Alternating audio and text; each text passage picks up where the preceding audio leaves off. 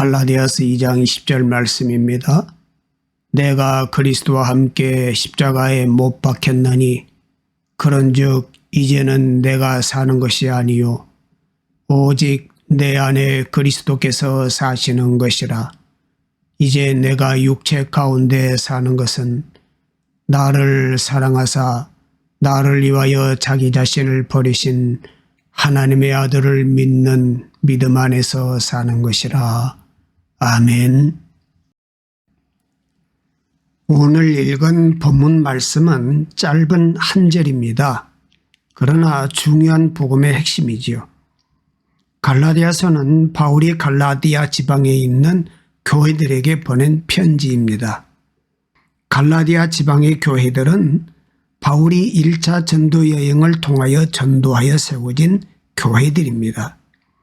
그러나 바울이 떠난 후에 유대주의 교사들이 들어와서 바울의 사도권을 부정하고 구원의 조건으로 할례와 율법을 가르쳤습니다.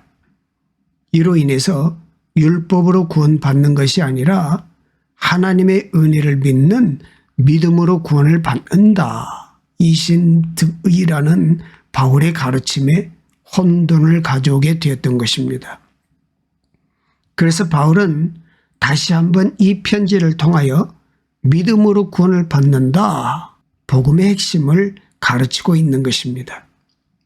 즉 구원은 인간의 노력이나 행위에 있지 않고 전적으로 하나님의 은혜에 있다는 것을 다시 가르치고 있는 것입니다. 갈라디아서를 가리켜 구원에 관한 한 성도들이 율법에 매이지 않고 율법으로부터 완전한 자유를 누림을 가르친다는 뜻에서 기독교인들의 자유 현장이라고 부르기도 합니다. 본문의 말씀이 이것을 가르치고 있는데요. 표준 세번역 성경으로 이렇게 기록이 되어 있어요. 나는 그리스도와 함께 십자가에 못 박혔습니다. 이제 사는 것은 내가 아닙니다. 그리스도께서 내 안에서 사시는 것입니다. 내가 지금 육신 안에서 사는 것은 나를 사랑하셔서 나를 대신하여 자기 몸을 내주신 하나님의 아들을 믿는 믿음 안에서 사는 것입니다.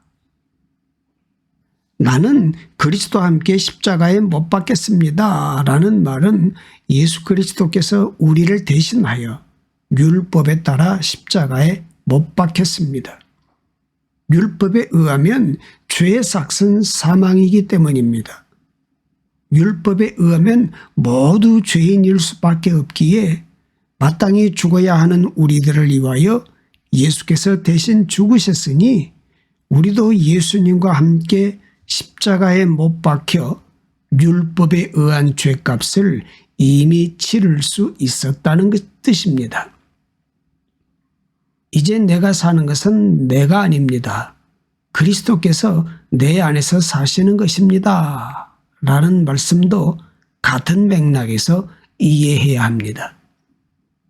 그러므로 이제부터 내가 구원을 위해서 율법적으로 노력할 것은 없습니다. 구원은 나의 의지나 노력으로 얻어지는 것이 아니기 때문입니다.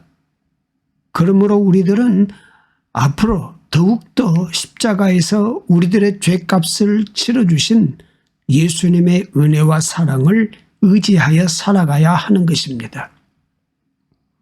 물론 지금 우리가 육신을 입고 살아가고 있습니다.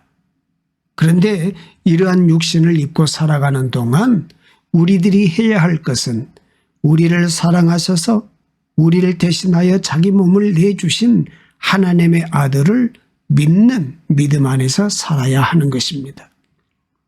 이렇게 바울은 갈라디아 교인들에게 구원에 있어서 믿음의 중요성을 강조하여 가르치고 있는 것입니다. 그렇다고 바울이 믿음에 따른 행위까지 필요 없다 가르치는 것이 아님을 알아야 합니다.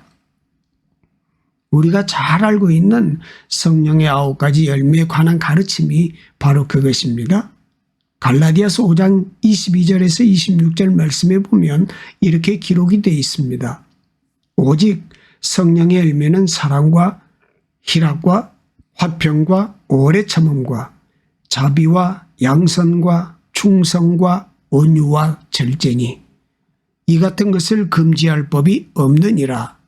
그리스도 예수의 사람들은 육체와 함께 그 정욕과 탐심을 십자가에 못 박았느니라.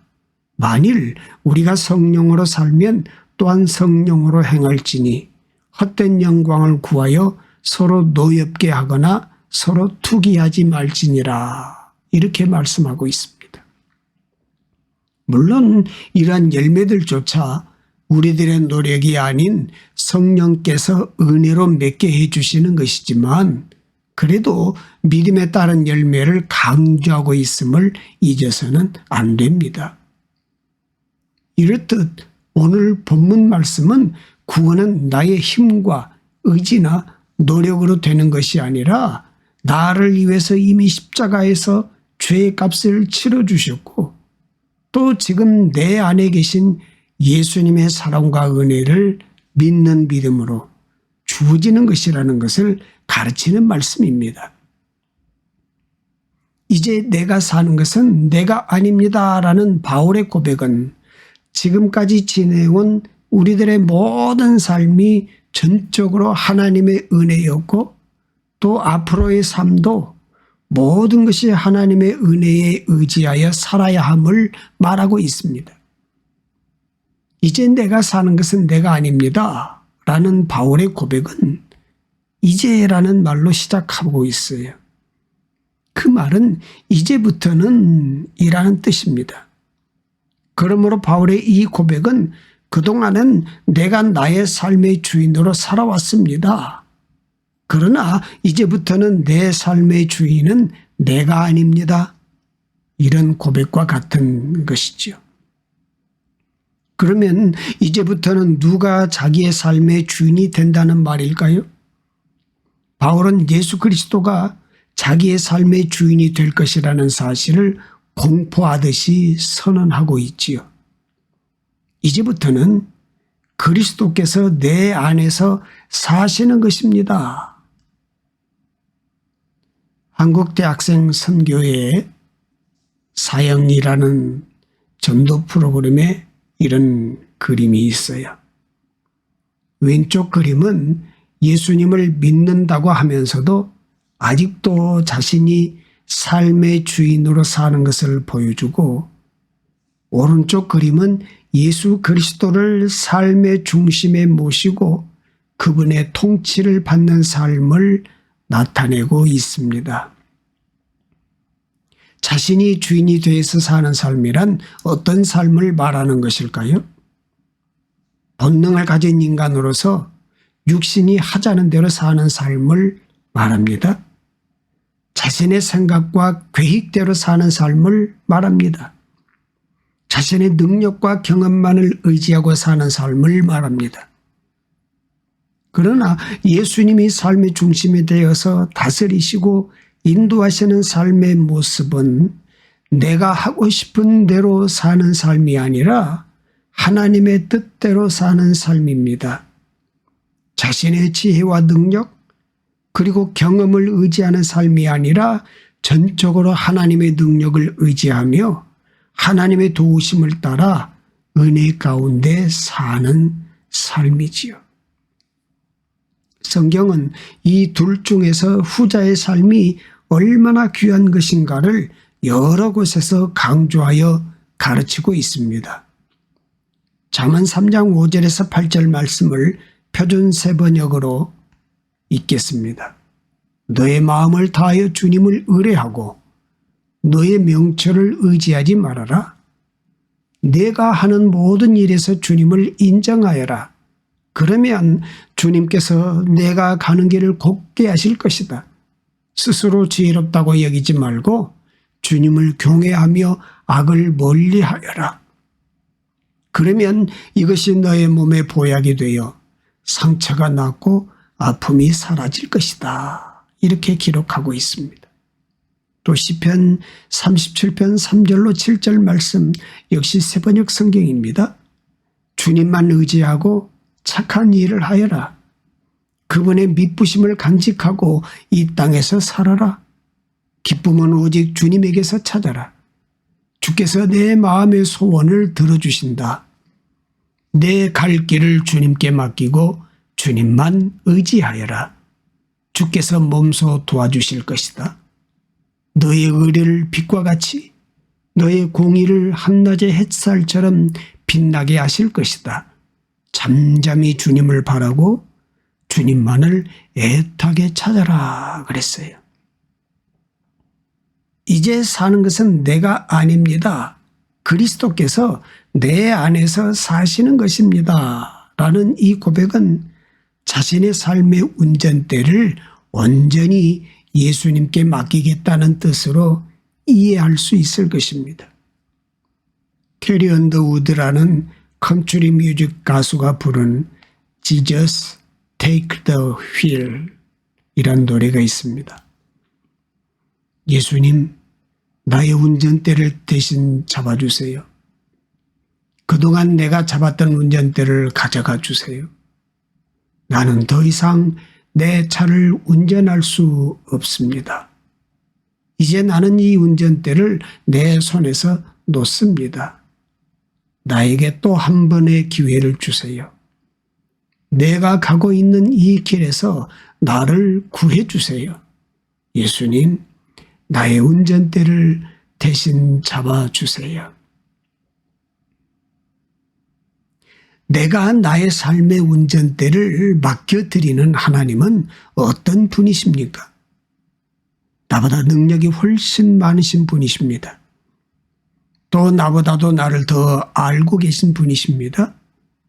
나에게 가장 좋은 것이 무엇인지를 잘 알고 계신 분이십니다. 또한 그분은 나를 사랑하시되 자기 몸을 내주시기까지 나를 사랑하고 계신 분이십니다. 복음성가의 가사처럼 한 번도 우리들을 실망시키신 적이 없으신 분이십니다. 이제 사는 것은 내가 아닙니다. 라는 바울의 고백은 그러한 주님을 믿고 편안한 마음으로 삶의 여정을 살겠다는 고백이요 결단인 것입니다. 하나님은 절대로 실수가 없으신 분이십니다. 그분께 우리의 삶의 운전대를 맡겨드리고 우리는 믿음을 가지고 그저 옆에 앉아서 하나님께서 우리의 삶에 행하실 놀라운 일들을 경험하면 됩니다. 그런데 많은 사람들이 하나님께 전적으로 삶의 운전대를 맡기는 것을 불안해하지요. 왜냐하면 때로 하나님의 생각과 방법이 자기의 생각과 방법과 다르기 때문입니다. 그래서 혹시 엉뚱한 방향으로 우리의 삶을 몰고 가지는 않을까 염려하기 때문이지요. 그런데 염려할 것 없습니다. 우리보다 내비게이션이 더 빠르고 확실한 길을 알듯이 하나님께서 우리에게 가장 좋은 방법과 길을 알고 계십니다. 개인적인 간증을 하자면 그동안 하나님께서 저의 삶을 인도하신 방법은 내가 계획했고 원했던 방법들과 다를 때가 너무 많았어요. 그래서 답답할 때도 있었고 원망할 때도 있었습니다. 그러나 지금 돌이켜보면 하나님께서 인도해 주신 길들이 모두 다 옳았어요. 바른 길이었고 선한 길이었고 복된 길들이었습니다. 좋아하는 그림 중에 하나입니다. 인생은 험한 바다를 항해하는 것과 같습니다. 인생에 종종 풍랑이 일어나지요. 풍랑 가운데 항해를 하려면 얼마나 힘들겠어요. 그런데 예수님께서 우리의 배를 직접 항해해 주시면 아무리 우리의 삶에 험한 파도가 닥치더라도 안전합니다. 우리를 항구에까지 안착시켜 주실 줄로 믿습니다. 바울은 이 고백을 통하여 이제부터는 예수 그리스도를 삶의 주인으로 모시고 예수님께 삶의 운전대를 맡기고 예수님께 자신의 배의 항해사로 모시겠다는 고백과 결심을 합니다. 그리고 앞으로는 은혜가 풍성하신 하나님의 사랑과 섭리를 믿는 믿음으로 살겠다고 고백합니다. 내가 지금 육신 안에서 사는 것은 나를 사랑하셔서 나를 대신하여 자기 몸을 내주신 하나님의 아들을 믿는 믿음 안에서 은혜 가운데서 사는 것입니다. 라는 고백이죠. 바울의 이 고백과 결단이 우리의 고백과 결단이 되길 바랍니다. 하나님의 능력과 우리를 향하신 하나님의 사랑을 믿고 전적으로 하나님을 의지하시기 바랍니다. 인생의 터닝 포인트는 마라톤의 반환점처럼 따로 존재하는 것이 아닙니다. 생각과 행동을 바꾸는 순간이 바로 터닝 포인트입니다. 생각과 행동을 바꾸면 그로부터 삶이 바뀌고 미래가 바뀌는 거지요. 우리의 생각을 바꾸는 행위가 바로 믿음을 가지는 행위입니다. 우리의 믿음으로 우리의 행동이 바뀝니다. 그것을 이루는 방법은 우리의 자아가 예수님과 함께 죽고 우리 안에 그리스도 예수께서 다시 사신 것을 경험하는 방법밖에 없습니다. 사랑하는 여러분, 혹시 여러분 중에 무언가에 된통 걸려 넘어진 것처럼 인생의 위기나 멈춤의 시기에 계신 분이 있으십니까? 우리의 삶의 운전대를 하나님께 맡기시기 바랍니다. 그러면 하나님께서 우리의 삶을 가장 선한 길로 인도하여 주실 줄로 믿습니다. 모든 일들을 합하여 우리의 삶에 선을 이루어 주실 줄로 믿습니다. 오늘도 하나님의 창조의 역사가 이어지는 하루의 공간과 시간 속에서 우리를 위해 섭리하시는 손길을 기뻐하며 주를 향한 우리의 마음을 찬양으로 기쁨으로 감사로 고백을 드립니다. 힘과 능력과 지혜로는 도저히 감당할 수 없는 문제 앞에서 그 문제보다 크신 하나님을 보게 하시고 하나님 음성에 귀 기울이게 하옵소서. 가난한 마음, 겸손한 마음으로 주님의 말씀을 영접하고 우리의 삶과 우리가 처하는 모든 현실에 예수님을 따르는 십자가의 길이 나타나게 하여 주옵소서. 우리가 더욱 그리스도의 장성한 분량에 이르게 되기를 소원하며 변화된 크리스천으로서 인격까지 예수님을 닮아가게 하여 주옵소서. 십자가 구속의 은총이 우리 모든 영혼과 삶을 고치시고 치료하시는 역사로 임하게 하옵소서. 주님, 우리 삶의 운전대를 잡아주시고 다스려 주시옵소서. 우리의 모든 삶의 영역에서 주인이 되어 주시옵소서. 믿음이 우리의 삶 전부가 되게 하여 주옵소서. 모든 말씀 예수 그리스도 이름으로 기도드립니다. 아멘.